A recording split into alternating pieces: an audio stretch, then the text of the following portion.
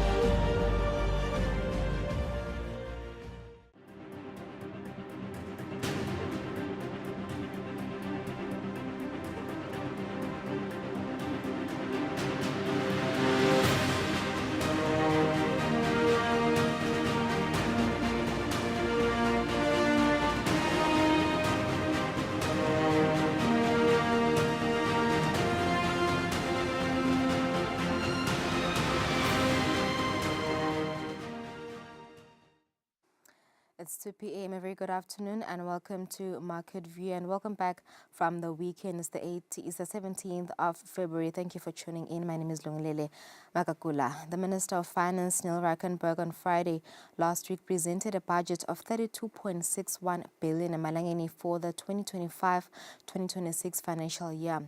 The budget includes a 7.25 billion allocation to capital projects, an increase of 14.4% from the previous year's budget. Notable allocations include a 5.41 billion towards education, 3.10 billion towards the health sector, 1.21 billion for roads program, and 1.07 billion to the Deputy Prime Minister's office, and also 500 million Malangeni to cater for the salary review exercise for public servants. Today in the program, business journalist Nelson Wendlamadla has a sit-down interview with the Minister of Finance, Honorable Neil Reichenberg. He explains why some sectors received increased budgets whilst others were reduced. And in our news today, the World Bank has stated that the 32.61 billion budget by the Minister for Finance is a solid one and promises budget support. Let's go straight to our first story.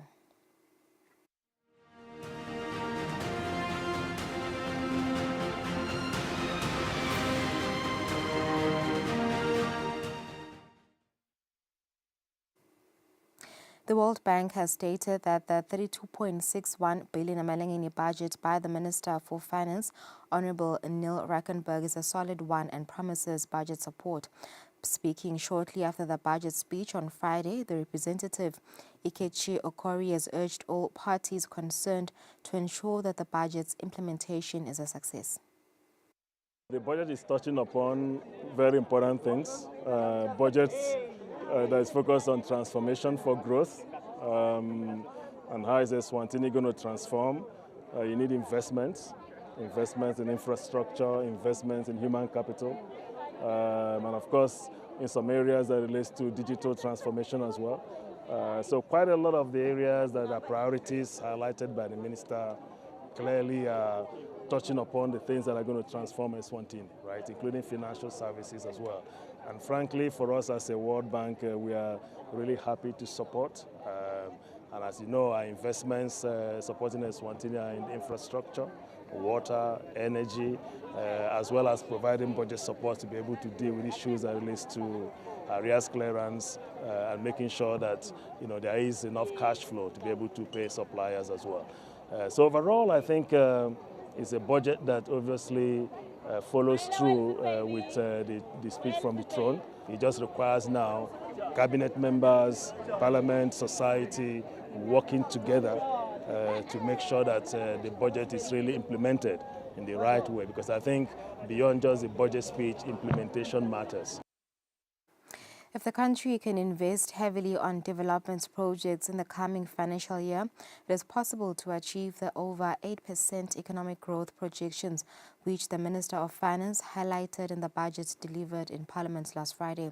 This was said by the Chief Executive Officer of Business Eswatini, Inati Dlamini, when giving a detailed analysis of the budget, which the business community has promised to fully support. His projections for the next year now get a load of this 8.3%. It arguably probably could be the highest GDP forecast any Minister of Finance can make. I know some other pundits are saying he's too ambitious. But even if we land around 6 or 7, it will be good performance. And these projections, he has said so out loud, and we agree with it, are predicated on a number of projects coming on stream next year, including the renewable energy projects, the Lower Makuga development, the road construction in the south, the fuel reserve projects in the ICC. If all of these projects, some of which are driven by the private sector, do come on stream, it is highly probable that we just might hit a target of 8.3. And if we do, it will be something phenomenal for this country. And we are hoping that as a result, it will create the job numbers that we desperately need, especially for our young people. Another thing that's going very well is, for this country is, believe it or not, for the past 2 years, we've been recording a surplus. This year, almost $1 billion trade surplus. And the minister is projecting about 3.8 billion trade surplus, which means now finally, as a country, we are becoming an export-led economy, as the Minister of Commerce has been preaching for the past few years. So it is coming a reality. And I'm hoping we can continue to turbocharge our manufacturing sector, our primary sector as well, forestry. Because really those are export-driven to achieve even more. What's also good, his minister has said there will be a budget deficit this year of 2.88 billion. And we, as a private sector, we were looking at these numbers. We were saying, where is the funding going to come from? Because it's got to go borrow money to finance a 2.88 budget deficit. But he himself said it out loud now that we shouldn't worry. He's already got that money. We don't know where he got it from. We're still looking for the Shiloh courts. We need to give it to him. But certainly, hoping that he's going to be raising bonds to raise that 2.88 billion, which means right now, if you look at our debt to GDP ratio, it's standing at 40.5%. Now, the good thing about growing the economy, it allows the minister to keep growing without affecting the debt to GDP ratio. Currently, the debt to GDP ratio, it's standing around at 40.5%. And if we grow the economy, as he says it will, by 8.2%, even if he doesn't pay that debt to GDP ratio will automatically go down probably to somewhere around 38%. So it's important.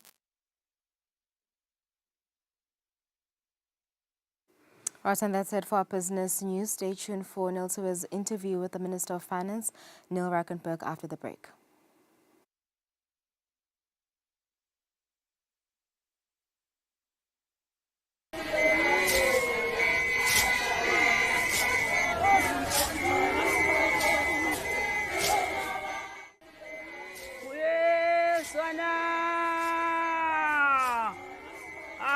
Lalela sikutshele tindzaba letibuye enkosini uyeswana ninebe kunene kulandzela simemetelo semaganu samhla ka 7 emakhosi sabusise emalanga lamasha kuyo indlovane uSokandaba luthango lonke lakawowo aliphele sigodlweni ebuhleni umhla ngamashumi lamabili nalunye kuyothi mhla ngamashumi lamabili nakubili engomeni yakhe umhla ngamashumi lamabili nathi ntathu ayachithwa amabutho bophezu kwemkhono usho njalo umswathi lomnyama kubakala uthuli ulo dumanda basembelebeleni ulo dumanda basemambondweni ayethe wena phakathi phezu komkhono ngekubusisa kwawo emakhosi libi uthole luthango lufanele ukuthi livunule lihiya leli orange ngemgcibelo bese ngelisondo livunula lihiya lelibovu ningembathe amabhadubhadu luthango nibe bahle bayethe wena phakathi.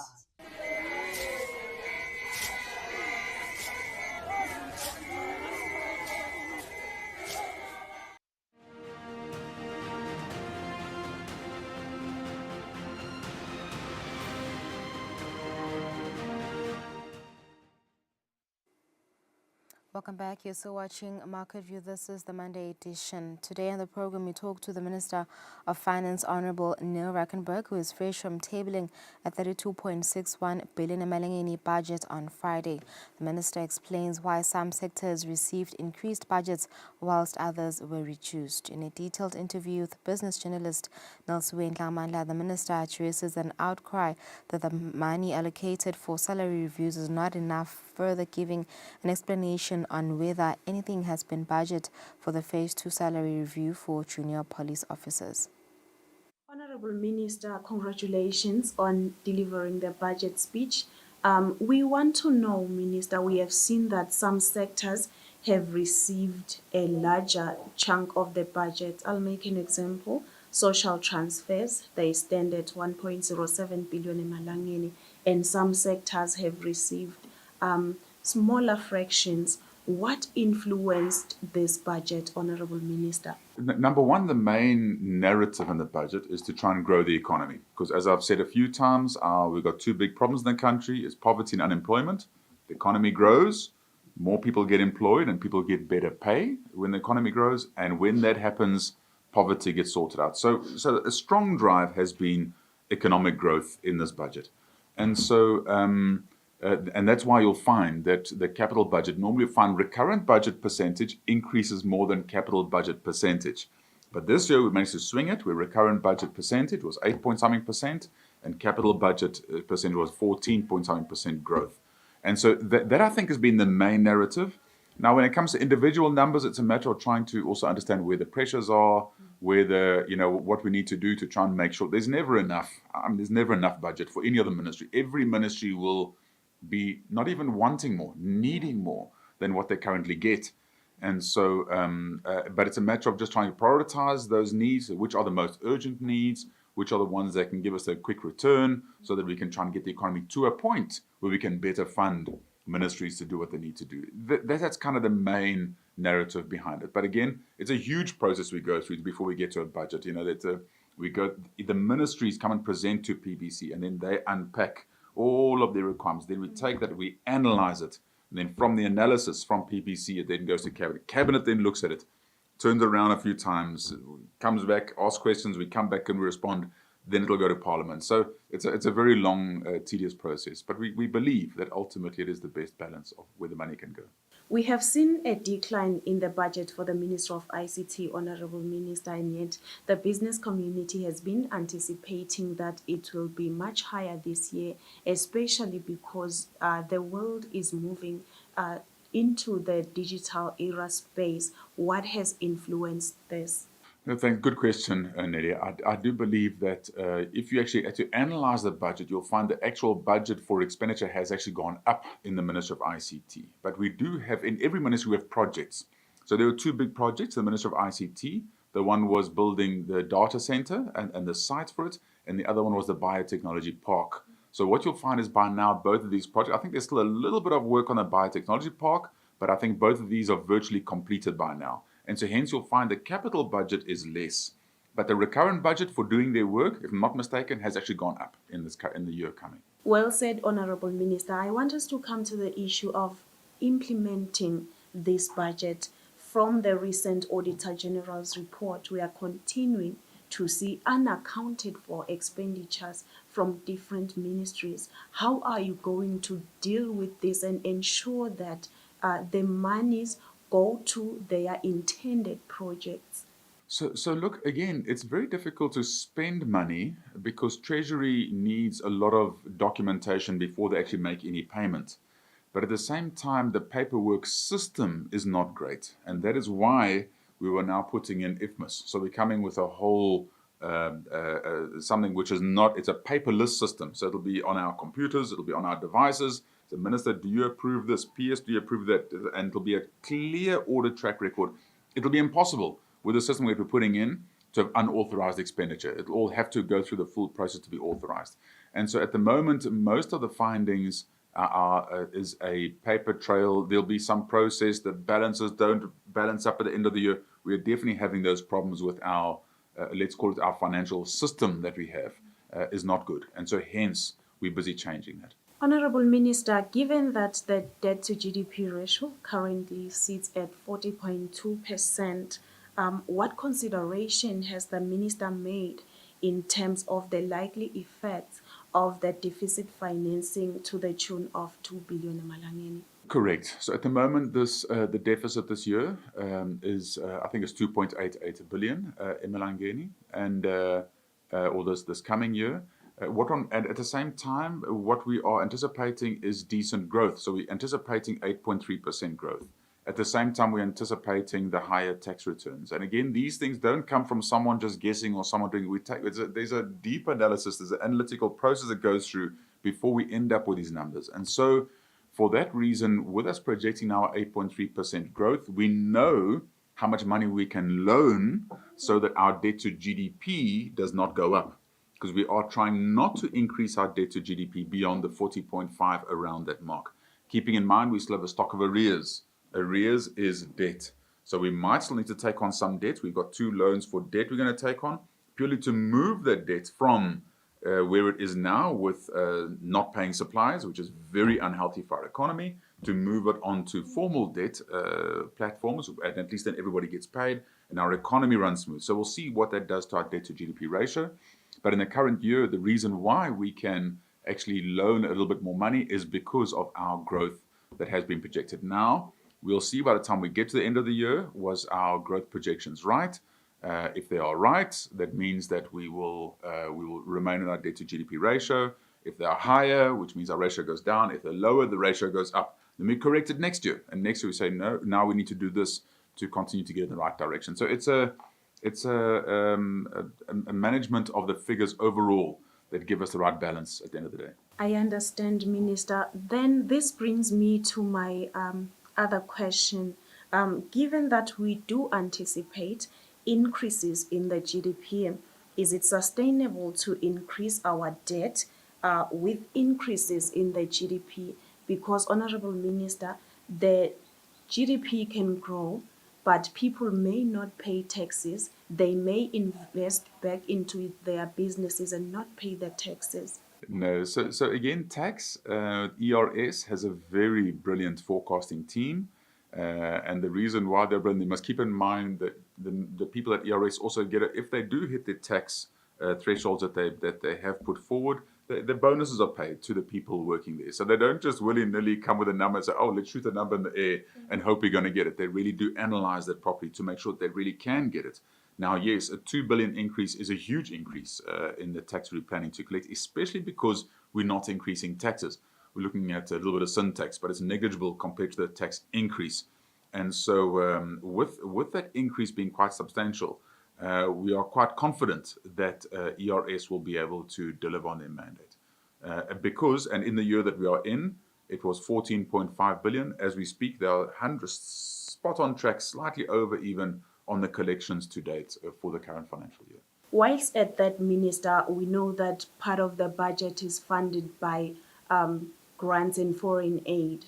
We know that in the Ministry of Health, PEPFAR plays a big role in terms of funding that budget, but it is information that's been out there for a while now that PEPFAR will be on pause for 90 days. How is the minister or government planning to finance that gap? Okay, so in the budget speech, I did touch on the fact that, we are in discussions with them, and I think we did touch on the fact that we are very fortunate that in the cuts that they have made, they haven't cut the most critical part, which is the funding of ARVs. At the moment, PEPFAR does help us as a country with the funding of ARVs, especially for children. And so you find that that funding was fortunately not cut by PEPFAR, as well as all the critical expenditure that goes with those items. That really is what you call life-saving expenditure. But at the same time, certain expenditure was cut. So what we will have to do as a country is to see what ultimately, by the time the 90-day pause is finished, to see what exactly now, where does the dust settle with this matter, look at what was cut, then analyze it to say, as a government, do we believe we need to somehow try and do something about it, which will be very difficult. There's not extra money lying somewhere for this. And then if we believe so, we'll have to then try and deal with it at that point. But to jump the gun right now and to say, well, in case they don't, let us budget for money that you don't have for something which you might not need, wouldn't have been a wise move at that stage for government. I promise, Minister, this is my last question. There has been an outcry from civil servants that the 500,000 that has been allocated for salary reviews is not enough. What can you say to them, Honourable Minister? So again, I think there's a bit of an outcry on the 500 million emalangeni has been set aside for the salary review exercise. And I think we need to understand, and is that even though our civil servants are a critical part of our, let's call it our family makeup of, what we need in a country to have a country succeed. If one had to, give a 2 or 3 billion emalangeni to COLA, the different numbers that have been put aside, or let's call it the salary review, it means that this year there's nothing left for any other ministry in the country. And in a sense, like I say, if we are a family all sitting around the table and we dish up on the table and only one party on the table eats all the food, everyone else sits there looking at the one eating the food, it wouldn't be fair on the country. So unfortunately, we do plead to the civil servants, as I say, please understand, because we don't know what the salary review exercise is going to say, to budget 2-3 billion and leave all the money for salary review exercise is something that wouldn't have been a wise decision as a country. There's a lot of needs that need fulfilling. When the salary review is finalized, we will obviously analyze it at that point and then see what we can do. We do have a contingency fund. For the first time ever, we have 350 million in a contingency fund in the budget, which means if there's something that comes up, which is a big surprise, like possible, US cuts in the budget allocations, or a salary review that needs to be funded, we can come with a supplementary budget. We could possibly phase it into different years after negotiation. There's many different ways to consider this, but it won't be wise to do that before the review is actually done and we know what is in the review. And so for that reason, we just plead for everyone to remain calm, and we'll definitely see as we go how this matter unfolds. I think there's also been that talk around the phase 2 for junior officers. Maybe the minister can also share clarity on that. So the junior officers, as far as I understand it, is all part of the salary review exercise. And my opinion is looking at the junior police with the salary review exercise is the wisest way to do it, because number one, they can look at all the facts. It's not a simple thing to look at. There's a lot of things that have happened in the meantime since the promise was made, since the review to now. All that must be considered. We're paying these consultants a lot of money to do a deep dive into it, as well as by the time the outcome is there for what it should be, it needs to be part of the holistic picture. And so hence, the consultants that are working on a salary review, doing it for the junior police officers, I feel is the wisest way. It's going to be coming out soon now, and I'm sure that it'll be a very fair outcome, not only for them, but for the holistic civil servants. Having you on the show is always a pleasure, Honorable Minister, and thank you so much for always taking your time to speak to us. And that was the Minister for Finance, Neil Rackenberg, explaining why some sectors received increased budgets and whilst others were reduced. Let's go for an ad break. When we return, we talk to Mr. Sbiya for today's financial markets.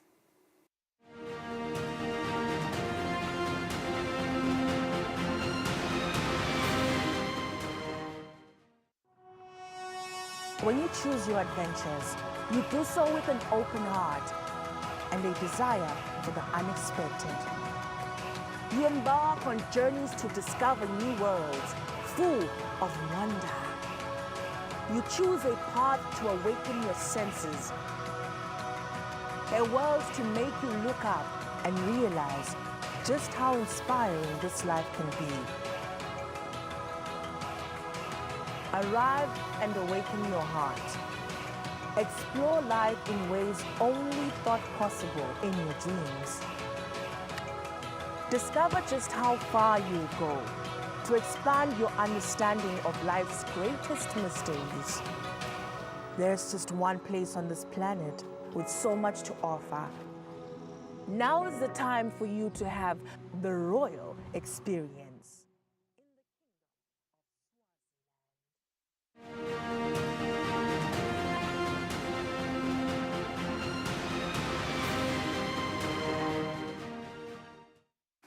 Welcome back. Thank you for staying with us. This is Market View. We now connect with Mr. Sbiya for today's financial markets. Good afternoon, Mr. Sanele. Thank you for tuning in. Let's just go through today's financial markets. Experts in the U.S. say Trump's tariffs may have unforeseen consequences. What is happening in the markets today? Thank you, Lou. So what we're seeing in the markets, on that run-up to that holiday in the U.S., we saw some losses in the Dow Jones Industrial Average and the S&P 500. That was on the background of that very much poor performance in terms of the retail data, but we are waiting to see how the U.S. economy is actually going to fare as we get more data coming in this week and seeing how the Feds are going to come up and those minutes, how they're going to come up in terms of the Fed. But we're still seeing the tech sector still leading the gains. When you look at the Nasdaq Composite Index, having gained that 81 points as of the closing last week Friday, and the Dow Jones Industrial Average lost 165 points. The S&P 500 lost 0.44 points, but still on that upbeat and remaining on that high note.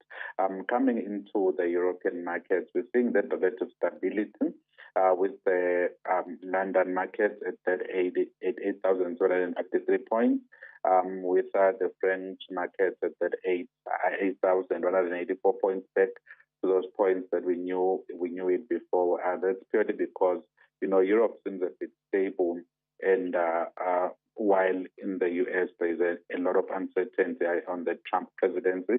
And another interesting thing that we've seen is markets are taking it easy because we've seen that Trump has somehow pushed his full tariff effect to April of this year. So there is that uncertainty, and we don't expect a trade war to ensue as yet. Moving into Asia as well. In Japan, we saw impressive growth numbers.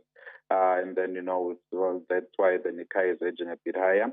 And in the mainland, we still, the effect of those tariffs has not yet come in. In the South African markets, we're seeing the South African Stock Exchange at 88 after having lost just a couple of percent, 452 points. But we do know that this week we're heading to budget week, and we should expect the South African market to maintain those gains. But the uncertainty in the U.S. market is actually eating into those gains in the South African Stock Exchange. In the Eswatini Stock Exchange, we've not seen much. Gold remains steady on that $2,910 per ounce. That's purely because there's a lot of uncertainty in the market on that Trump issue. And then when it comes into the price of Brent crude, it is somehow stabilizing and oscillating between 75 and 74. We do know that this week we're expecting, those peace talks between Russia and Ukraine to happen in Saudi Arabia. And it seems that the Gaza-Israel ceasefire deal is actually holding water. But more is yet to be seen as those talks progress this week. So we have a couple of peace talks happening in parallel this week, and that has actually pushed the price of oil down to the 274 mark with a minor increase. And then in terms of the currencies, we've seen overall weakening of the lilangeni against all major currencies. We've seen it weaken against the yen purely because the Japanese market, the Japanese economy has positive growth in figures of 2.8%. Again, the stability in Europe and those peace talks. And then the land issue continues to eat on the potential of the lilangeni to gain against the dollar. Thank you, Lud. All right, thank you. Thank you, Mr. Spear, for that analysis and your insight on today's markets reaction. That's it for our program. Thank you for tuning in. Happy Monday. We'll see you tomorrow at exactly 2 p.m.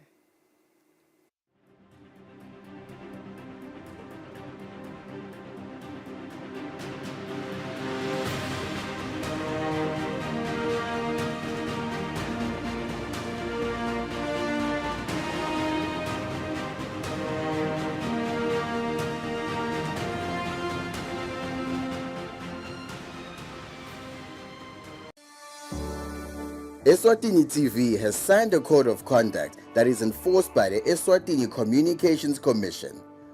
We are committed to reporting news that is accurate, comment that is fair, and programming that does not amount to hate speech or the description of gratuitous violence or explicit sex. For any complaints of our programming, please contact us on 2411-9600 or email info@eswatinitv.co.za.